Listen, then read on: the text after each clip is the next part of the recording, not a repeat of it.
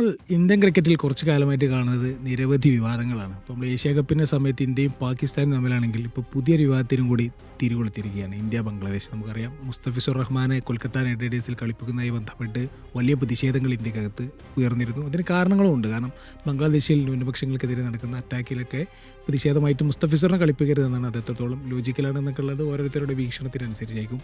ഇപ്പോൾ അതിലുണ്ടായിരിക്കുന്നൊരു പുതിയ സംഭവവികാസം എന്ന് പറയുന്നത് 2020 ലോകകപ്പ് അടുത്തെത്തിയിരിക്കെ ബംഗ്ലാദേശ് ഇന്ത്യയിൽ കളിച്ചേക്കില്ല എന്നുള്ള രീതിയിലും വാർത്തകൾ വരുന്നുണ്ട്. അപ്പോൾ നമ്മൾ ഈ ഒരു വിഷയത്തിൽ ദിലീപ് സാറിൻ്റെ ഒപ്പീനിയൻ എടുക്കാമെന്നാണ് വിചാരിക്കുന്നത്. സാറിന് എന്താണ് ഈ ഒരു റോ കാണുമെന്നാണ് തോന്നുന്നത്? ഇത് സങ്കടകരമായൊരു കാര്യമാണ്. ഇപ്പം വന്ന് നമുക്ക് സൗത്ത് ഏഷ്യയിൽ ക്രിക്കറ്റ് കളിക്കാൻ പറ്റില്ല എന്നുള്ളൊരു സാഹചര്യത്തിലേക്കാണ് എത്തുന്നത്. ഇപ്പം എല്ലാ ടൂർണമെൻറ്റും ന്യൂട്രൽ വെന്യൂവിൽ ദുബായിൽ അല്ലെങ്കിൽ ശ്രീലങ്കയിൽ പോയി കളിക്കണം എന്നുള്ളൊരു സാഹചര്യത്തിൽ എത്തിയിരിക്കുകയാണ്.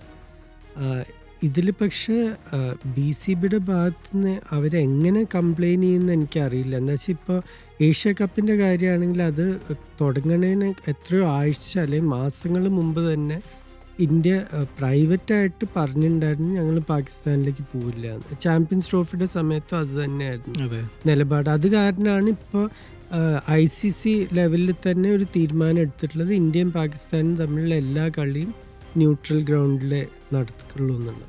അത് ഏത് ടൂർണമെൻ്റ് ആയാലും.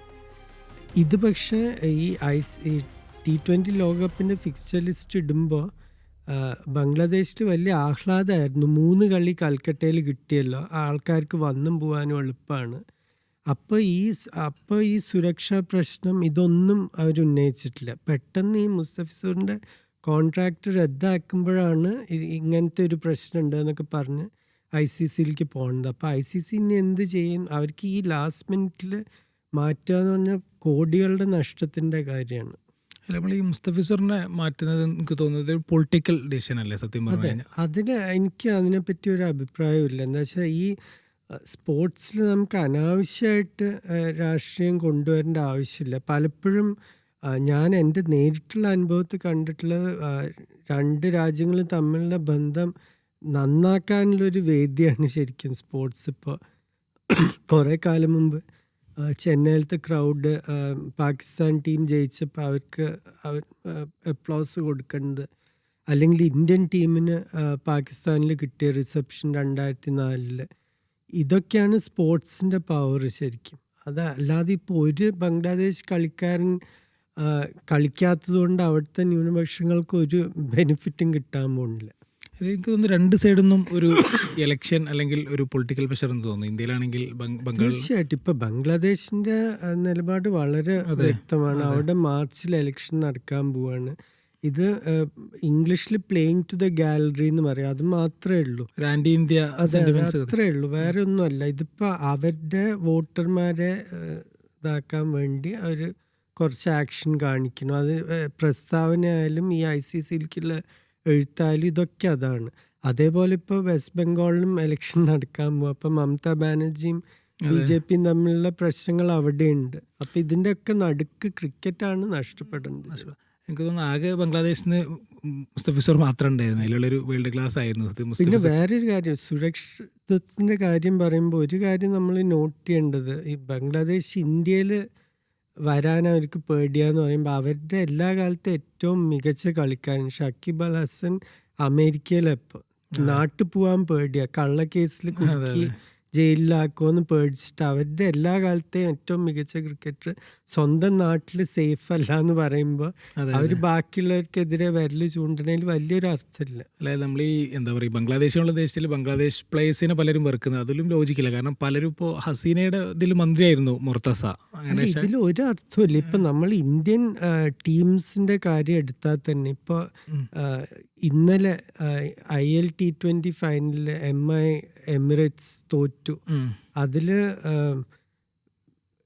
ജയിച്ച ടീമിൽ ഡെസേർട്ട് വൈപ്പേഴ്സ് ടീമിൽ നസീം ഷാ ഉണ്ടായിരുന്നു. മറ്റേ ടീമിലും MI എമിറേറ്റ്സിൽ ഏതോ പാകിസ്ഥാനി ഉണ്ട്, പെട്ടെന്ന് എനിക്ക് പേര് വരുന്നില്ല. അപ്പോൾ ഫ്രാഞ്ചൈസ് ടീമിനൊക്കെ പാകിസ്ഥാനി കളിക്കാർ കളിക്കുന്നുണ്ട്, ഇന്ത്യൻ ഓണേഴ്സിന്. അപ്പോൾ ഇതൊക്കെ ജസ്റ്റ് നമ്മൾ ഈ പൊളിറ്റിക്സിൻ്റെ ഇടയ്ക്ക് ക്രിക്കറ്റ് എന്തുകൊണ്ട് നഷ്ടപ്പെടുന്നു എന്നുള്ളതാണ്. എനിക്ക് തോന്നുന്നു ഇനി ഏഷ്യ കപ്പ് ഒക്കെ കൂടുതൽ കോംപ്ലിക്കേറ്റഡ് ആവാനാണ് സാധ്യത. കാരണം പാകിസ്ഥാനും ബംഗ്ലാദേശും അല്ല, ഇപ്പം ആർക്കും ഹോസ്റ്റ് ചെയ്യാൻ പറ്റില്ല എന്നുള്ള സ്ഥിതി. ഒന്നുമില്ലെങ്കിൽ നിങ്ങൾ എല്ലാ കളിയും ദുബായിൽ കളിക്കേണ്ടി വരും, അല്ലെങ്കിൽ എല്ലാ കളിയും ശ്രീലങ്കയിൽ കളിക്കേണ്ടി വരും. ശ്രീലങ്കയിൽ അവർക്ക് വേറെ പ്രശ്നങ്ങളുണ്ട്. ഇനി എനിക്ക് തോന്നുന്നു ശ്രീലങ്കയിൽ പ്രശ്നം എന്താണ് സാർ ഇത്? അല്ല, ശ്രീലങ്കയിൽ എന്ന് പറഞ്ഞാൽ അവരുടെ ആകെപ്പാടുള്ള ഇക്കണോമിക് പ്രശ്നങ്ങളും ചൈനയായിട്ടുള്ള പ്രശ്നങ്ങൾ, പിന്നെ അവിടെയും ഇപ്പം കുറച്ച് വയലൻസും ഇതൊക്കെ നടന്നിട്ടുണ്ട് ഈ ഇടയ്ക്ക്. അത് പക്ഷെ സാമ്പത്തികമായിട്ടുള്ള പ്രശ്നങ്ങൾ കാരണമാണ്, ഇതല്ല, അത്രേ ഉള്ളൂ.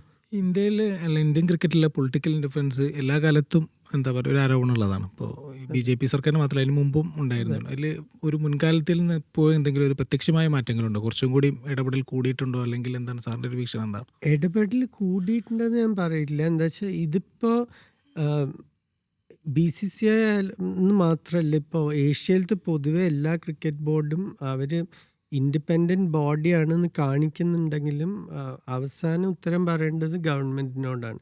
ശ്രീലങ്കയിലും പലപ്പോഴും ഇപ്പോൾ സെലക്ടർമാരെ വരെ ഗവൺമെൻറ് മാറ്റിയിട്ടുണ്ട്, അല്ലെങ്കിൽ ബോർഡ് പ്രസിഡൻറ്റിനെ ശ്രീലങ്കൻ ഗവൺമെൻറ് മാറ്റിയിട്ടുണ്ട്.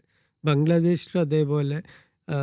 പാകിസ്ഥാനിൽ പിന്നെ ഇൻറ്റീരിയർ മിനിസ്റ്ററാണ് അവരുടെ PCB ചെയർമാൻ തന്നെ. അപ്പോൾ എല്ലാ നാട്ടിലും ഇതാണ് സ്ഥിതി. ഇതിൽ പ്രശ്നം വരുന്നത് എപ്പോഴാണ് ഇവർ ഈ രാഷ്ട്രീയം അന്താരാഷ്ട്ര സ്റ്റേജിലേക്ക് കൊണ്ടുവന്നിട്ട് ഈ ഏഷ്യ കപ്പ്, അങ്ങനത്തെ ഏഷ്യ കപ്പ് പോലത്തെ ടൂർണമെൻറ്റ്സ് വളരെ പ്രധാനമാണ്. പ്രത്യേകിച്ച് ബംഗ്ലാദേശിനൊക്കെ മുൻനിരയിലേക്ക് എത്തിച്ചത് ഇങ്ങനത്തെ ഒരു ടൂർണമെൻറ്റാണ്.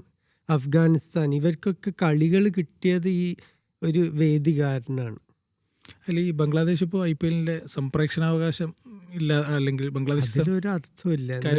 ഒന്നാമത് IPLന്റെ വരുമാനം ഒരു 80-85% ഇന്ത്യൻ മാർക്കറ്റിൽ നിന്ന് തന്നെയാണ്. ബംഗ്ലാദേശിൽ നിന്നുള്ള വളരെ ഒരു നെഗ്ലിജിബിൾ എമൗണ്ടാണ്. പിന്നെ ബംഗ്ലാദേശിൽ കളി കാണുന്ന ആഗ്രഹമുള്ളവരൊക്കെ VPN വെച്ച് കാണും ചെയ്യും.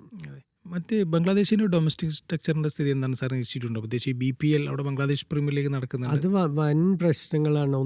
കുറേ കാലം മാച്ച് ഫിക്സിങ്ങിൻ്റെ പ്രശ്നമായിരുന്നു.